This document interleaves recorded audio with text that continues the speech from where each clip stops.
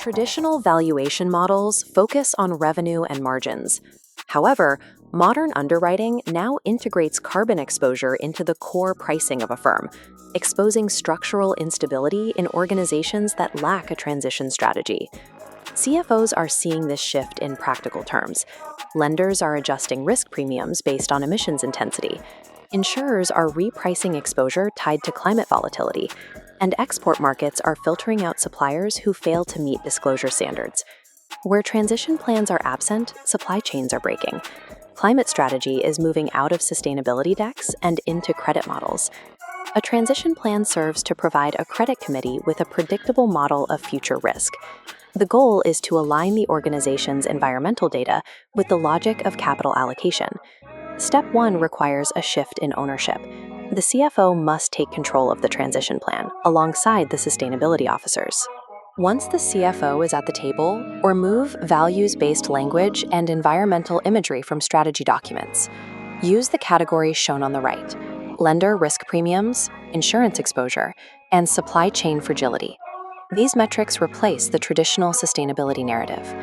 The opening page must signal to the reader that they are reviewing a mathematical underwriting input, rather than a marketing document. Relying on passive monitoring is a liability. Stating you will monitor regulations suggests the organization will be fragile when carbon policy shifts occur. Instead, identify 3 specific, upcoming regulatory shifts or export disclosure standards that will impact your industry. Translate those policy threats into concrete financial forecasts. List the policy shift, calculate the financial exposure, and build a modeled scenario that shows the impact on the bottom line. Within this same matrix, pair each modeled financial cost with a specific mitigation strategy. Converting regulatory uncertainty into modeled scenarios removes the lender's need to guess the organization's future liabilities.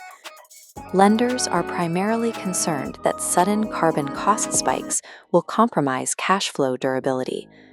This graph illustrates that concern, a steep downward curve dropping into financial volatility.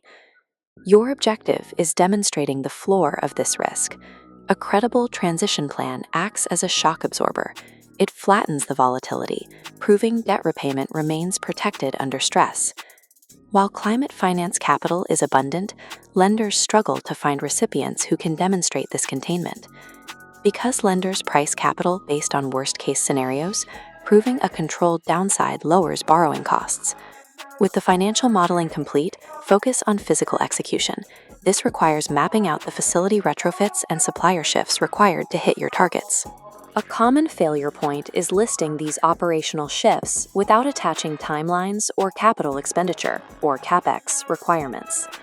A transition plan without a dedicated, itemized budget is a document, not a plan.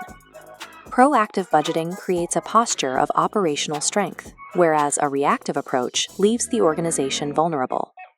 Demonstrating budgeted operational control shows the committee that the company is driving its transition rather than becoming a victim of it. This framework is now complete: capital logic, modeled scenarios, downside containment, and operational control. The final output should feel analytical. It translates environmental positioning into risk management. Run the ultimate stress test. Put the document in front of the CFO and ask, what changes first in our organization when carbon affects our borrowing cost? If the transition plan answers that question, it is ready for a credit committee discussion. The shift is already here. Environmental positioning now translates into risk. Carbon prices, capital.